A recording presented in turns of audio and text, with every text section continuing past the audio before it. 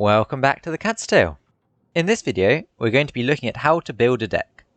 It's going to be a bit different from the other videos in the series, because instead of looking at gameplay, we'll be looking at some actual facts and data from over 100 tournament decks from the 3.7 tournaments across all regions. First, we'll look at choosing your characters, and then at which cards to put in the deck and why. We know from the previous video that triggering elemental reactions is very strong. So rule number one when building a deck is to build a deck with characters of different elements capable of triggering reactions. That doesn't mean you have to run 3 characters with different elements, however. In fact, there are cards called elemental resonance cards, which you can only play if you have 2 characters of a matching element. These cards are very strong, and so the majority of top tier decks run 2 characters of a matching element in order to play these cards. A common strategy for these decks is for the third character with the different element to be able to apply their element even when off field, in order to make it easier for the other characters to keep triggering reactions. Characters who are good at this include Mona, Raiden Shogun, Yae Miko, and Rodea of Locke. If you want to have a go building your own deck, you can't go far wrong with this basic recipe. 2 characters with a matching element, including at least one with a high damage skill, plus a third character who can create a summon able to apply a different element when off field. If you are able to choose 2 characters from the same reason or faction for your deck, then you also gain access to some especially powerful event cards. For example, if you have 2 monsters, you can play Abyssal Summons, or if you have 2 for Chewie, you can play for Chewie Conspiracy. And if you can play these cards, you probably should. They're really good. You can build excellent decks with 3 different elements too, however, which allows you, for example, to take advantage of the strong Dendro reactions, Hyper Bloom, and Burgeon. Okay, now you've got a starting point for a deck. Your character cards. But a deck is more than just a collection of characters and a reaction. A deck has a game plan. Similarly to other card games, we can divide decks into 4 broad categories. Firstly, Aggro. An aggro deck aims to deal a large amount of damage in a short time to eliminate the opponent's characters by making effective use of reactions.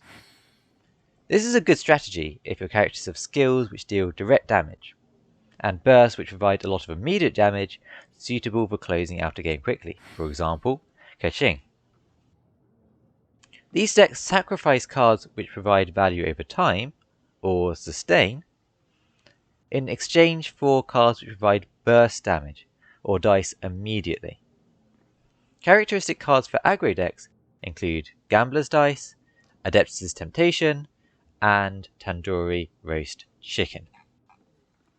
Secondly, Control. A control deck, also called a stall deck, has the plan that if the game goes long enough, then it will win. It gains value from cards like Weapons, Tenshukaku, and Tenacity of the Millelith, which gain advantage every single turn the game goes on for. These decks stall out the game, and survive through characters with defensive skills, such as the healing from Kokomi or Barbara, or the shields from Zhongli and Noelle. Some characters, like Kaya, may also have character equipment cards, which encourage this strategy further. As well as these, we have mid-range decks. A mid-range deck lies somewhere between aggro and control, in that it can play aggressively or defensively, depending on the situation. Mid-range decks are harder to define than hard aggro or control, but may play cards like Lucky Dog Silver Circlet, as well as a mix of aggressive and defensive cards. They're also more likely to play tech cards like Send Off. A character like Rodea of the Locke, also known as Oceanid, would fit this strategy, for example, by creating summons which both deal damage and mitigate incoming damage. Finally, Combo. A combo deck has a very specific game plan, where it will set up to deal a large amount of damage in a single game-winning turn. Some characters' bursts, skills, and passives incentivize this strategy, such as Arataki Ito and Sino. These decks may contain control elements to stall until their combo, as well as characteristic cards like Parametric Transformer, the Legend of Vanessa, and Minty Meat Rolls, which help enable their big combo turn. A common adage in card games is that aggro beats combo, combo beats control, and control beats aggro. Although this, of course, isn't true every time, it does apply as a rough rule to Genius Invokation TCG as well. A control deck like Double Geo Oceanid can find it hard to pressure a combo deck built around, for example, Arataki Ito, before the Ito has enough damage ready to burst through Zhongli's shields. On the other hand, the defensive abilities of control decks help them survive until the late game against aggro decks when they can take over, and the fast speed of aggro decks can allow them to pressure and defeat combo decks before they can combo effectively. Mid-range decks have less polarizing matchups, but of course, in any match, the skill of the players is more often than not still the most important deciding factor. So, at this point, we've chosen a set of characters and we know our game plan. First, we put some resonance cards in our deck, and then we added some cards to fit our deck archetype. Now all we must do is fill out the remainder of our deck with the best cards our elemental dice can buy. In this section, we're going to look through the best cards in the TCG by looking at which cards the top players decided to bring in their decks to the Genius Invocation 3.7 Majors. Before we get straight into this, I'll quickly explain I'll be judging cards by their inclusion rate. Basically, how many times did players decide to add this card to their deck compared to the maximum number of copies they could have added. For example, if everyone put 2 copies of the card in their deck, it would have the maximum 100% usage rate. But if everyone put only 1 copy in out of the possible 2, it would have a usage rate of 50%. Okay, let's get started by looking at the top 10 most popular cards in the TCG which can be played in any deck. Number 1. Lotus Flower Crisp. Food cards which you can play to immediately counter your opponent's ability to kill your characters are pretty good, and this is the best of the bunch. Lotus Flower Crisp prevents the next 3 damage dealt to your character, which is either a very efficient healing item or a guarantee that your key character gets to survive to your next turn. Other defensive foods can be very strong also. Monster Hash Brown, in the number 7 position, simply heals 2 for 1 die, and Mushroom Pizza can be even better in slower decks, healing for 3 for 1 die over 2 rounds. These cards are all great, but the sheer efficiency of Lotus Flower Crisp justifies its inclusion in just about any deck. Number 2. Liben. Liben just does so much for the cost. In the worst case, for a cost of 3 random dice, you get 2 Omni dice and 2 cards next turn. That's already a great deal, which enables a lot of plays we'll look at in future videos on dice advantage and turn priority. It is similar in this way to Paimon, another great card, which narrowly missed the list at number 11, 47.1%. What makes Liben even better though is the versatility to play it with 1 or 2 dice left over and effectively pay in installments over 2 turns. Liben allows you to still make good plays, even if you are getting awful luck with dice. Extra draws if you had to tune your whole hand, and then some guaranteed Omni dice the very next turn. Despite being a somewhat skill testing card, Liben easily justifies the number 2 slot for its flexibility, card draw, and dice advantage potential. Number 3. I haven't lost yet. Paying 0 dice for 1 Omni die and 1 energy is clearly an absurd deal. The catch is, you can only play it if one of your characters died this turn. But if your characters weren't dying, you're going to win anyway. This card is so strong, you always have to consider playing around it every time you eliminate a character, and it can transform losing one of your own characters into a sudden comeback. Its ability to turn a game around, as the name suggests, makes I Haven't Lost Yet easily one of the best cards in the game. At number 4 we have the Bestest Travel Companion. Being able to actually play your cards and use your skills is pretty important to be able to win the game.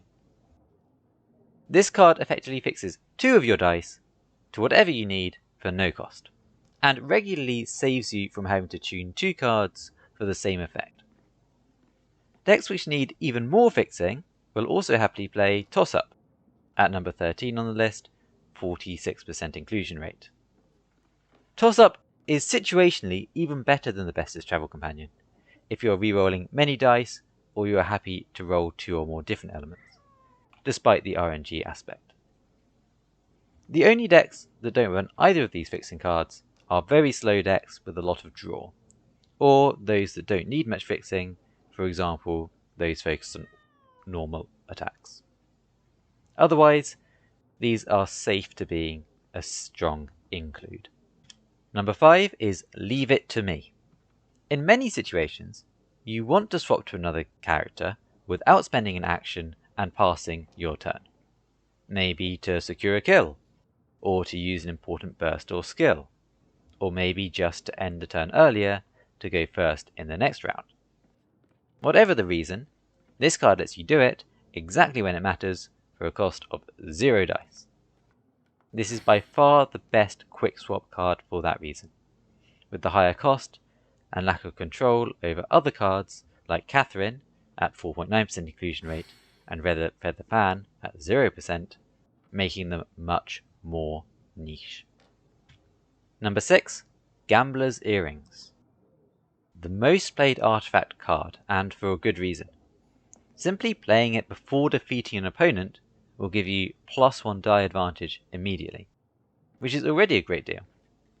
And if you can trigger the effect again for another 2 Omni dice, it starts to become crazy. The slightly situational nature of this card makes it less useful for slow control decks, but it remains a strong option for most other decks, because at some point in the game you're very likely to be getting a kill on your opponent's character. Number 8, Changing Shifts. As we've seen, turning 1 card into 1 die is already a good deal, and that's exactly what this card does. Every deck will want to swap characters sometimes, and while the die you save with Changing Shifts might not be the element you want it to have, even exchanging a card for a random die is pretty good. Number 9, Send Off. Because you can always use cards for elemental tuning in the worst case, most decks can afford to play some more niche tech cards without risk of them being completely useless. Send Off is the most popular of these, as it is a good counter to many of the stronger summons in the game, such as Shunher's Burst, as well as providing a very powerful option against standard summons from characters like Fischl and Rodea of Locke. And at number 10 we have Timmie. It's easy to overlook how good spending 0 dice to get 1 Omni die and a card is. It's really good. The downside to Timmie is significant though, as you have to wait 2 turns for that benefit.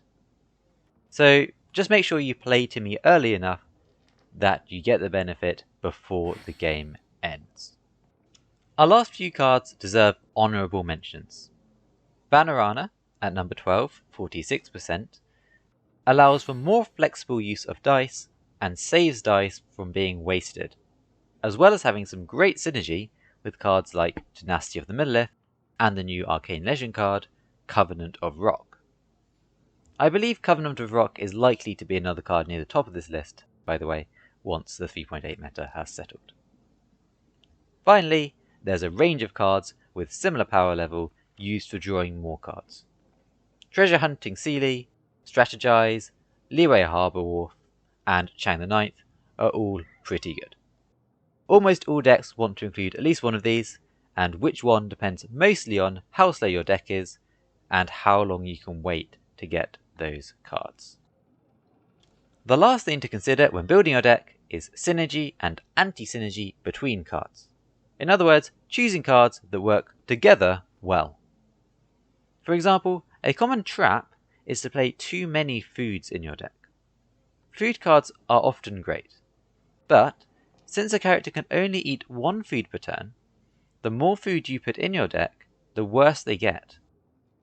I'd recommend 6 to 8 foods as a maximum in general.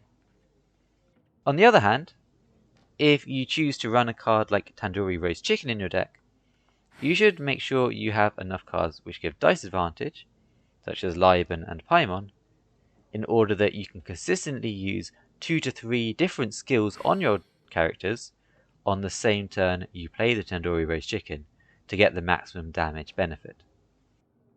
One final example of a synergy is Vanarana with cards which can give you dice after your turn ends, like Gambler's Earrings and Tenacity of the Millilith. Where these dice would usually be wasted, Vanarana will instead hold them until your next turn. If you're interested in seeing the full data on all the cards, I put a link in the description to a post with all my findings. But now, at the end of this guide, you should have been able to build a complete and functioning deck with many powerful cards and a focused game plan. Now you just need to play with it, see what cards are working well for you, and keep changing cards until you have the perfect list. There are some great deck building resources out there. One of the most accessible is Koching which keeps up-to-date mini guides on a few of the popular meta decks from each patch, and you can find this linked in the description. But there's so many viable combinations of characters and cards, I'd encourage you to make your own, and see what you come up with. Maybe you'll be the one to create the next big thing, or at least to make a deck you enjoy. And so I wish you good luck.